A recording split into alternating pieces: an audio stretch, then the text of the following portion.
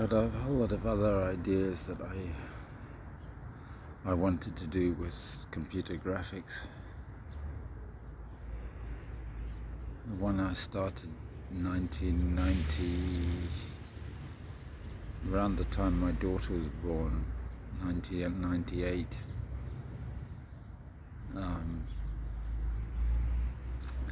I had this when I was a kid. I bought it in Heifers in Cambridge. When my father took me to Cambridge to talk to, I don't know how my father found this guy, but I was in the first year of studying A-levels, I think, and they took me to Cambridge to talk to Neil Wiseman in the computer laboratory. And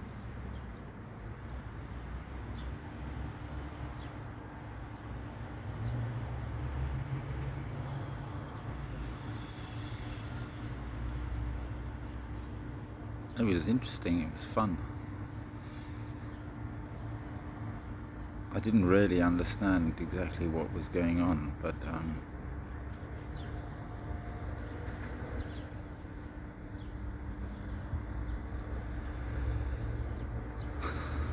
his office was in the tower,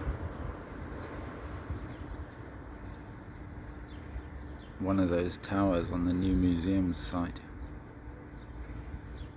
and we went up and talked to him, and I was more interested in his books than anything he had to say to me.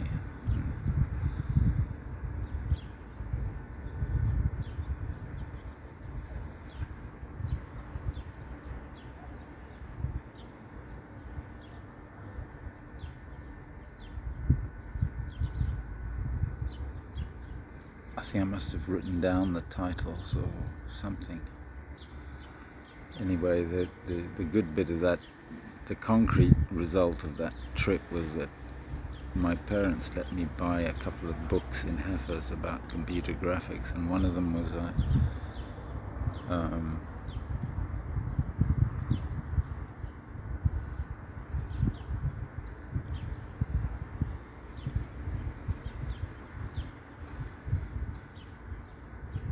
by a guy called Ian O. Angel, and it was a whole lot of Fortran 77 programs, and it was called Interactive Computer Graphics or something, and they were mostly just line drawings and lists of explanations of hidden line removal and representing projections onto viewing surfaces and things. It was at a fairly geometrical level.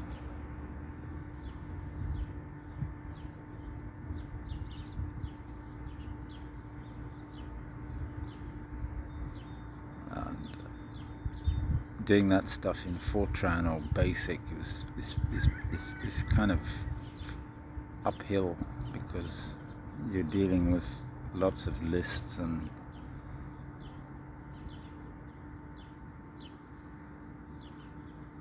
representing things in arrays, and it all becomes a bit mechanical.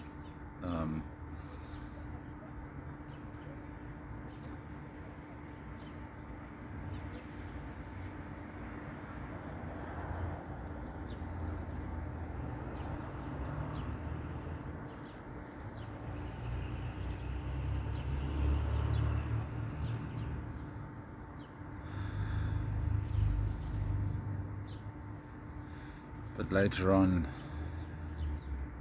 I wanted to do mathematical diagrams. I wanted to do nice, good quality drawings of basically solid models generated by some kind of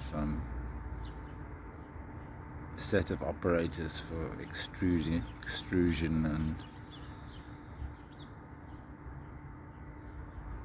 and whatever the opposite of it is, drilling, extraction.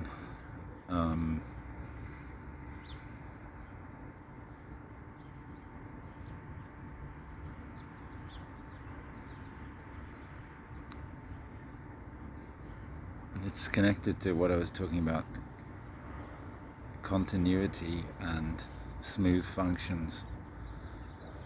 But at the time I wasn't thinking at that level.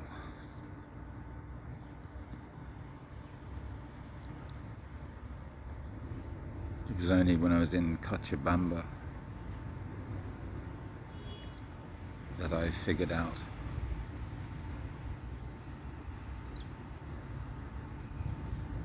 the other part of it, which I talked about on that other video, which I'll probably never be able to find again because I can't search videos, I can't organize them, I can't do anything.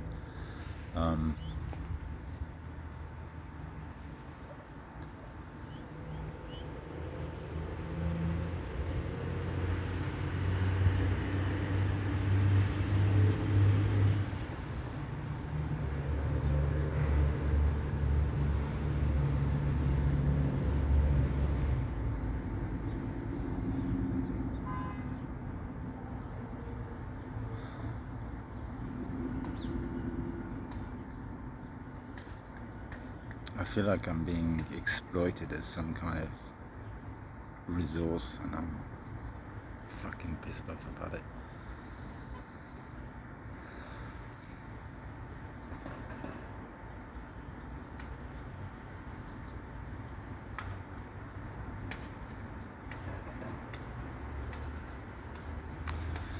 The idea anyway was that I had back in 1998, and I talked to some people. I talked to Arthur Haybecker in the HEP group. I explained it to him.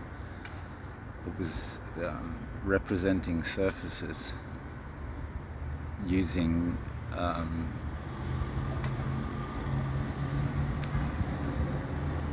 when you trace out, say you're representing a polygonal approximation to an undulating surface.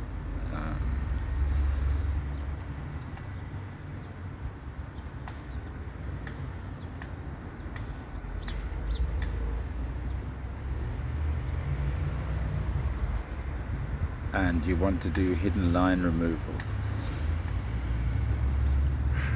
Imagine it's the surface like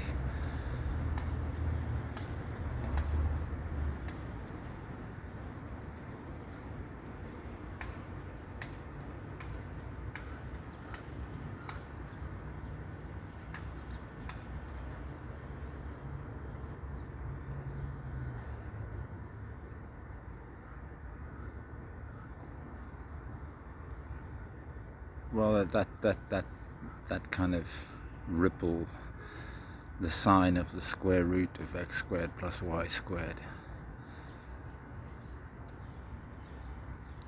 That gives you a ripple from the origin outwards, because you're taking the sine of the distance from the origin to the point. So you're going to get a series of a sine wave that moves away from the origin.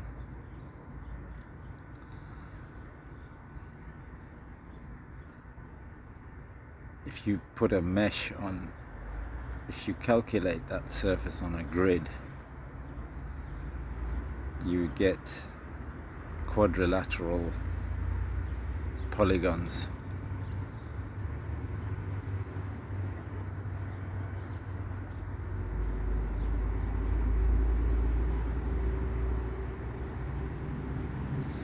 If you then orient each of those in terms, so that you're representing this as a graph,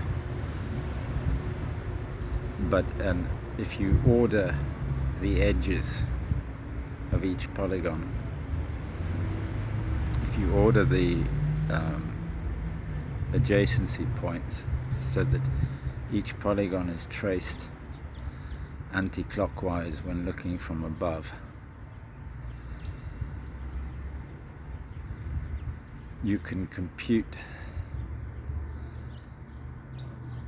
You're putting an orientation on the surface by adopting that convention. And my idea in 1998 was that instead of doing hidden line removal on all of those individual polygons, or sticking them in treating them as a set and doing some kind of depth sorting so that you draw the polygons further away from the point of view before you draw the polygons nearer. That was the kind of thinking that was behind the algorithms in Ian O. Angel's book. I wanted to represent that surface not as a series of squares, but I wanted to represent it as a line drawing. And that meant I wanted to only draw the discontinuities, so that when you see a crest of one of these circular waves, you only draw the very top of the crest. And so where there's a discontinuity in the scan from the eye onto the surface, so that if you think of your raster as being a point from your eye, raster scanning that grid or that entire projection, then you only want to draw lines where there's a discontinuity in the distance from the eye. Those are the edges that kind of matter.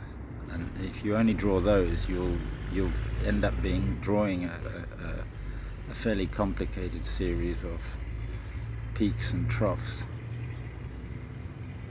which will still give you the idea of the underlying surface, but you're not actually drawing. You're not doing shading on the polygonal elements, or the way computer graphics has gone has been you've had a modeling phase, and then you're doing shading, and then you're doing viewing.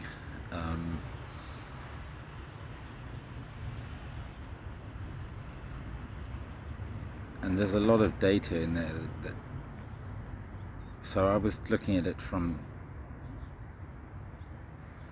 the point of view of finding those edges without a predetermined polygonal approximation. So I'm not filling my model with polygons that I'm never going to use or never even going to draw, and then trying to work out which of those I actually want. Instead, I'm actually calculating the discontinuity. I'm calculating the lines and trying to actually produce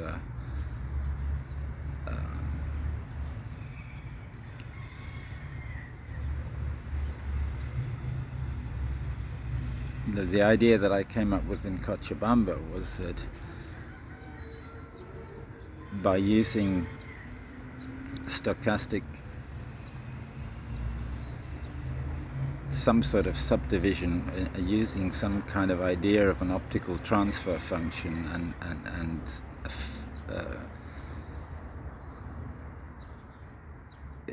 I'm looking at that surface and I'm subdividing the view space. Is that what it's called? It's not the world coordinate system, it's viewport coordinate system, I think is a term they use.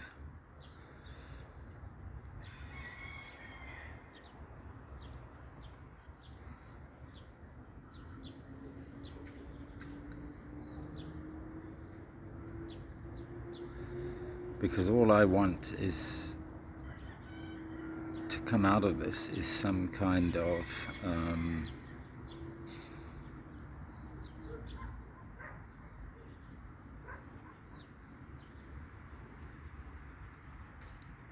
well, some set of equations for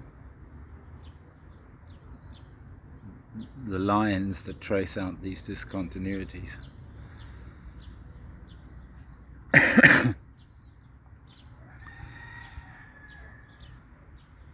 And I thought in Cochabamba that I could actually do that with splines, with Bezier splines.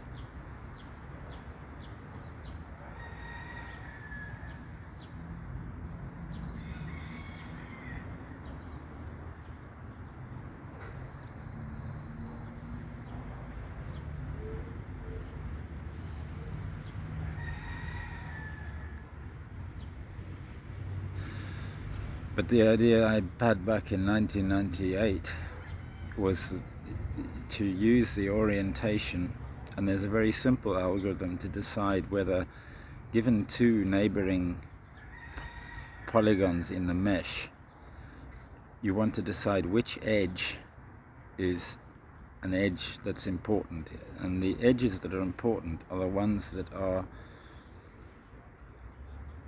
between two polygons which have opposite orientations in the viewport space. In other words, if one polygon has its upper face towards you and the next has its upper face away from you, and the decision for that is very simple.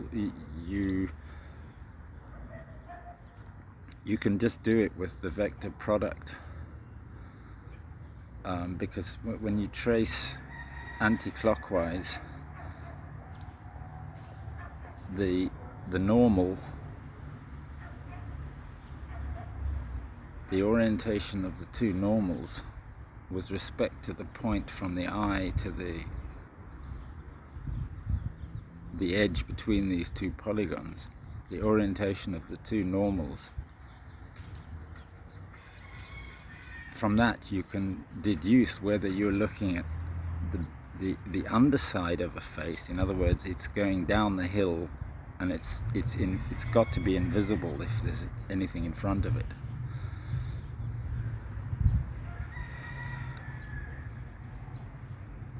Or it's going uphill and then it's visible.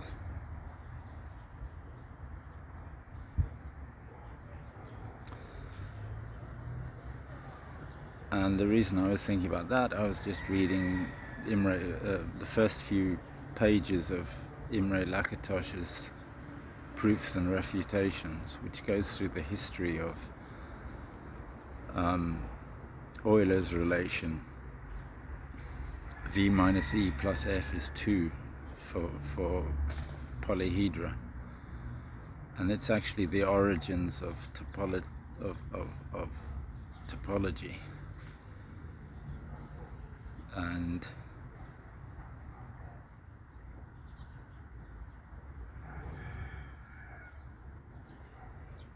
in that, I don't recall, the book is really interesting because it kind of gives you a real insight into the historical development and all of how the ideas in topology came from this proofs and refutations process.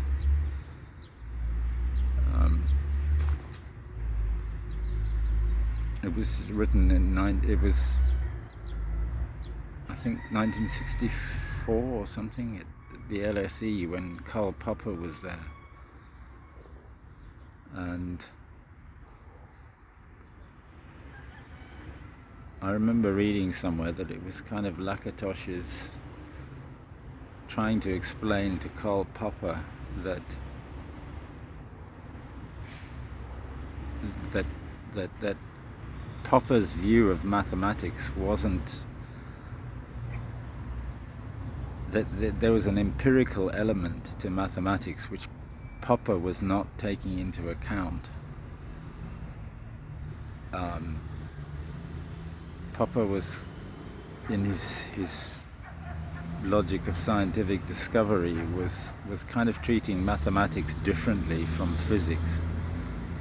And what Lakatos was trying to explain was that, in fact, there isn't a great deal of difference between the way mathematicians had to define the meanings in terms of the theorems,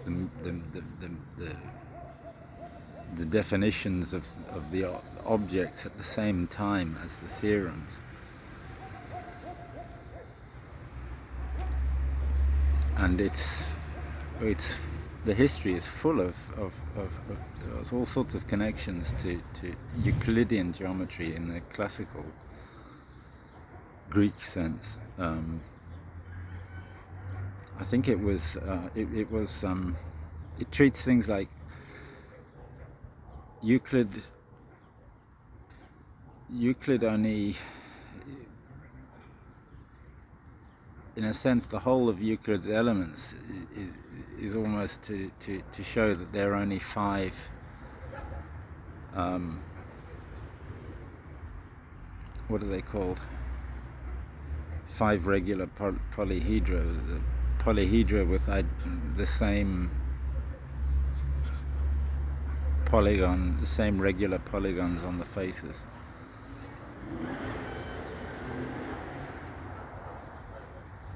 Cube, tetrahedra, icosahedron, dodecahedron, and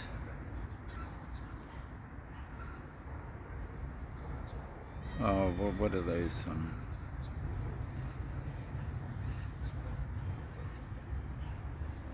Those 8-sided pyramid-y things. I can't remember. Octahedron. And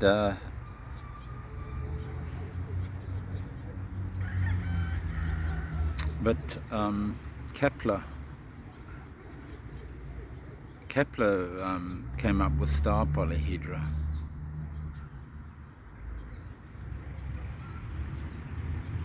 In his Mysterium Cosmographicum, or whatever it was.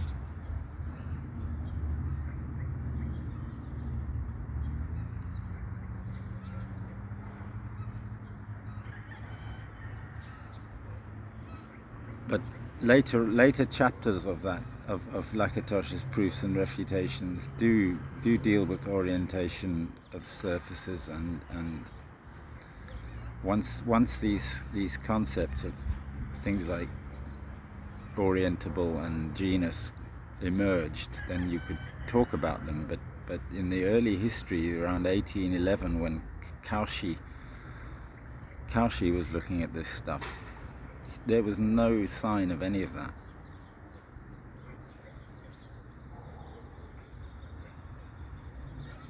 It's really interesting.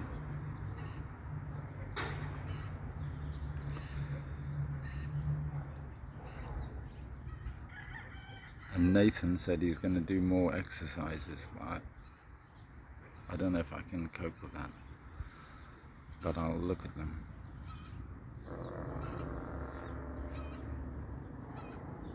But I'm going to put a link to how real mathematicians did real maths is really interesting, and it's nothing like the way maths is taught, and you can learn a lot of maths and never learn that. I remember being perplexed that Larry Paulson, in his Logic and Proof notes, actually refers to Lakatos's proofs and refutations. And I remember being surprised at the Computer Laboratory Library, if this text was in was in course notes. You'd think there'd be a copy of the book in the library, but the library didn't have a book.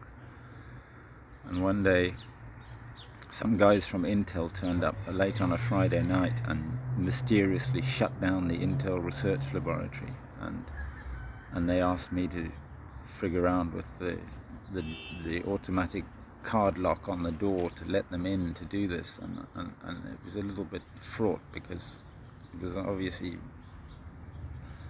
how was I supposed to identify who these people were that wanted to go into this research laboratory?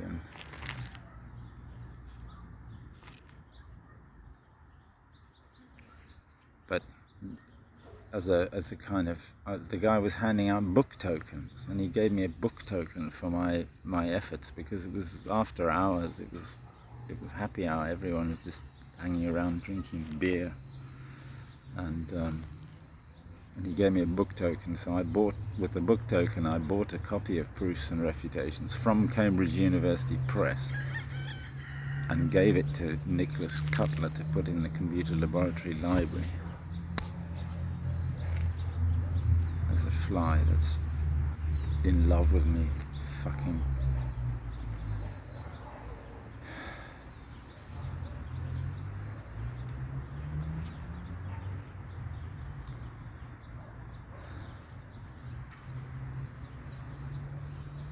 weird shit. Absolutely weird, mad shit. And it just doesn't look like it's ending anytime soon, and I'm pissed off.